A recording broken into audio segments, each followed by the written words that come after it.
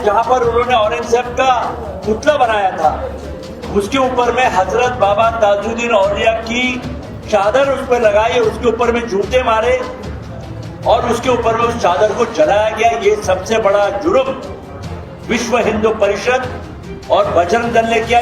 57 cases आपने लगाया है, उसमें 18 साल के नीचे के बच्चे भी है, माइनर के ऊपर में भी आपने केस लगाया है। आपने सिर्फ एक एरिया को कर्फ्यू में डाल के रखा है और पूरे शहर को छोड़ दिया। अगर आप यहाँ वो एरिया के बच्चे स्कूल नहीं जा सक रहे, एग्जाम्स है, कॉलेज नहीं जा सक रहे, वो एरिया में जो बीमार है वो हॉस्पिटल नहीं जा सक रहा है, वो डॉक्टर के पास नहीं जा सक रहा है। ये इंसिडेंट हुआ है 1990 से मैं यहाँ चुनाव लड़ रहा हूँ।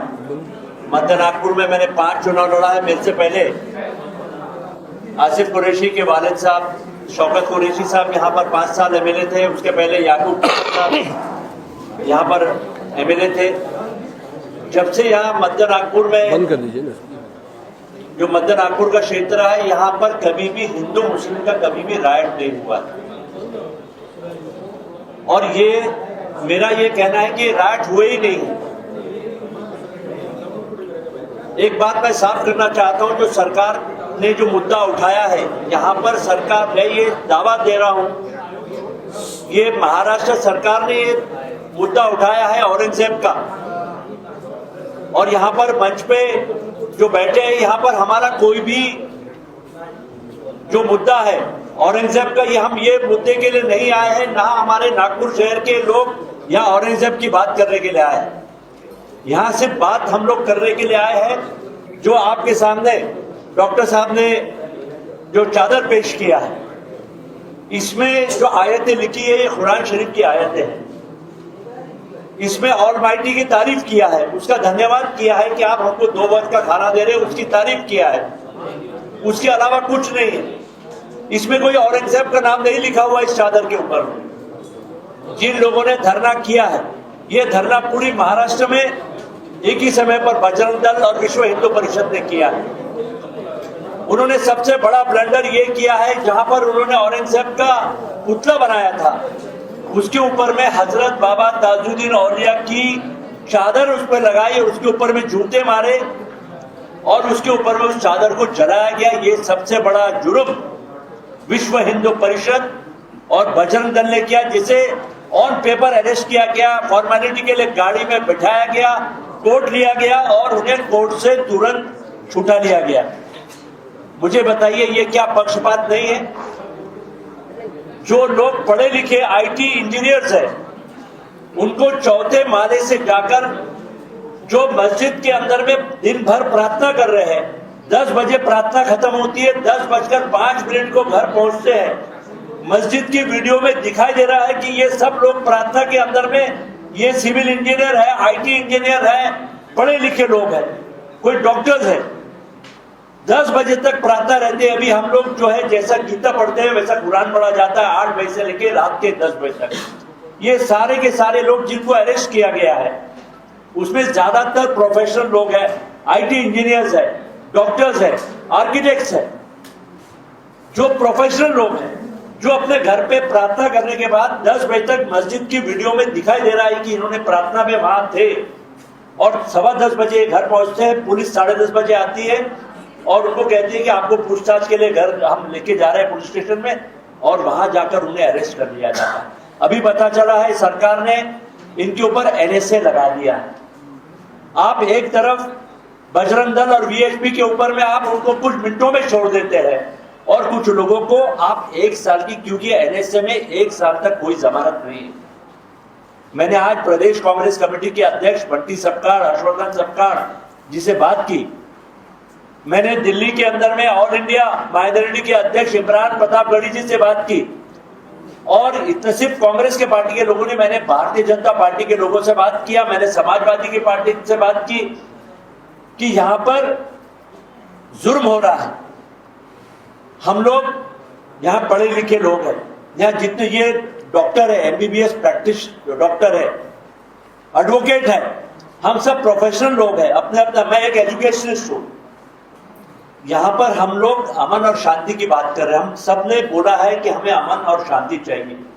हम कोई नहीं चाहते कि नागपुर में देखिए, ये जिस मोहल्ले में रहते हैं उनके चारों तरफ हिंदू भाई रहते हैं। मैं जहाँ रहता हूँ मेरे चारों तरफ हिंदू भाई लोग रहते हैं। मैं हर दिवाली में, हम सब लोग हर दिवाली में, होली में हम हमारे हिंदू भाइयों के घरों में जाते हैं, उनकी तेरहवीं में जाते हैं, उनकी जन्मदिन पर जाते हैं, हम सब मिलकर है। गीतांजलि के सामने जीशान ने एक वीडियो डाला है जहाँ एक हिंदू फैमिली को तकलीफ हुई, उसने तुरंत उस हिंदू फैमिली भाइयों को अपने घर पर लाके रखा कि ताकि उसके ऊपर में कोई आंच नहीं आए। या हिंदू मुस्लिम सब मिलकर रहना चाहते हैं, लेकिन ये जो हुआ है ये सरकार की तरफ से हुआ है। हो सकता है कि बिहार के अंदर में चुनाव, जब भी कोई चुनाव आते हैं पूरे देश के अंदर में इस तरीके का पोलराइजेशन का माहौल बनाया जाता है और हमारे हिंदू भाइयों को डर का माहौल बनाया जाता है। यहाँ पर जो हुआ वो नहीं होना था। जिन लोगों ने कहा कि ये प्लान है, ये बिल्कुल नहीं है। डॉक्टर साहब ने बिल्कुल सही कहा है, आसिफ कुरैशी साहब ने ये सही कहा है। लेकिन आप उन बच्चों के ऊपर, उन आईटी और डॉक्टर्स और आर्किटेक्ट के ऊपर में 55 केसेस लगा रहे, 55 केसेस। मुझे बताइए कि 55 केसेस किसके ऊपर लगा रहे? 57 केसेस आपने लगाया है। उसमें 18 साल के नीचे के बच्चे भी है, माइनर के ऊपर में भी आपने केस लगाया है। अरे हम तैयार है, आपको अरेस्ट करना है तो मैं जेल जाने के लिए तैयार हूं, हम सब जेल जाने के लिए तैयार। हमें अरेस्ट कर दीजिए आप एक साथ के लिए। मैं आज ही पुलिस कमिश्नर के पास जाके अपनी अरेस्ट देने के लिए तैयार हूं। लेकिन उन लोगों के ऊपर में अन्याय मत कीजिए जो कहीं पर भी इन्वॉल्व नहीं है, बेकसूर लोगों को। कल रात में 2-2:30 बजे तक मैं गणेशपुर पुलिस स्टेशन में था। पुलिस वाले पहचानने के लिए तैयार नहीं, बात करने के लिए तैयार नहीं। एक पुलिस वाले ने मुझे कान में कहा कि साहब हमको मालूम है कि हम अन्याय कर रहे हैं आप लोगों के ऊपर में, रमजान का महीना है, आप तो पानी भी नहीं पीते। यहाँ जितने वहीं पे बैठे हैं ये सब रोजगार लोग बैठे हैं। हम लोग सुबह 4 बजे से लेकर शाम के 6:30 बजे तक पानी तक नहीं पीते हैं और हम रमजान में झूठ नहीं बोलेंगे। शौकत कुरैशी साहब एमएलए थे, कभी राइट्स नहीं हुआ। याकूब कबर साहब एमएलए थे, कभी राइट्स नहीं हुआ। मैं खुद इतने साल एमएलए था, कभी राइट्स नहीं हुए। वजह क्या है? उसकी जड़ क्या है? जड़ ये है कि आपने हजरत बाबा ताजुद्दीन औलिया, जहां हिंदू भाई लोग ज्यादा मानते हैं, अजमेर शरीफ में हमारे हिंदू भाई लोग ज्यादा जाते हैं, उनकी चादर को आपको जलाने का कोई हक नहीं था। आपने लोगों को उस्काने का काम किया। माइनर बच्चे, अनपढ़ बच्चे जिनको कोई कुछ नहीं मालूम है, उन लोगों ने जाकर वहां किया। और आप पूरे शहर के अंदर में, हंसापुरी के अंदर में, हंसापुरी के लोगों को वहां पे आपने टारगेट कर दिया। क्या 500 लोगों को अरेस्ट करेंगे? भाई 500 लोगों का फिगर कहां से आया? क्यों सरकार यहाँ के पुलिस वालों के ऊपर में प्रेशर बना रही है? ये सरकार की तरफ से हो रहा है, ये पुलिस वालों की तरफ से नहीं आ रहा। हमें बहुत अच्छा पुलिस कमिश्नर मिला है, आप उसके सारे इंटरव्यू देख लीजिए, सारे वो सच्चाई बयान कर रहा है।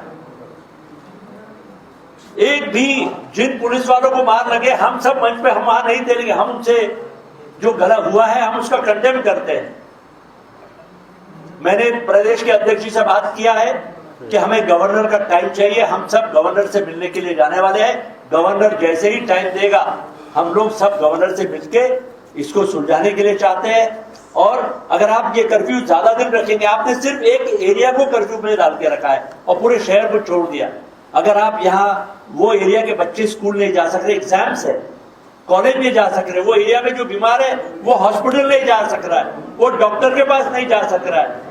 मैं सरकार से हाथ जोड़ के विनती करने के लिए ये कहना अपील करता हूँ कि ये एरिया से आप कर्फ्यू हटा दीजिए। लोग खाली पीली बैठे हैं, व्हाट्सएप पे है, आप सबसे पहले शहर का इंटरनेट बंद कर दीजिए, जिससे ये हवा फैल रही है, गलत हवा फैल रही है। आप वो इलाके का इंटरनेट बंद कर दीजिए, लेकिन आप कर्फ्यू हटाइए, क्योंकि हमारे आखिरी के 10 दिन बचे हुए। तो आप दुकान बंद करके लोग दुकान चालू हो जाएंगे। देखिए हमारे हंसापुर में सारे हिंदू भाइयों की दुकान है और पूरा मोमिन, पूरा सारा मुसलमान हिंदू भाइयों से जाके खरीदी करता है। पूरा हंसापुरी में एक भी मुसलमान की दुकान नहीं है, पूरा हंसापुरी में।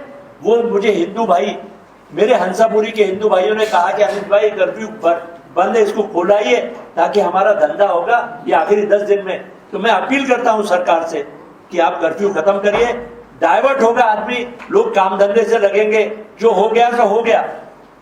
आगे ऐसा नहीं होना चाहिए। और मैं सरकार से अपील करता हूं, 2005 तक पीस कमेटी थी शहर के अंदर में, अभी कोई पीस कमेटी नहीं है। कल भी मैं बहुत लोगों के साथ में पुलिस कमिश्नर ऑफिस गया, एडिशनल सीपी साहब से बात की, सीपी साहब से बात की कि आप तुरंत यहाँ पर पीस कमेटी बनाइए। हम तैयार है, हमको जब बुलाएंगे हम आने को तैयार है।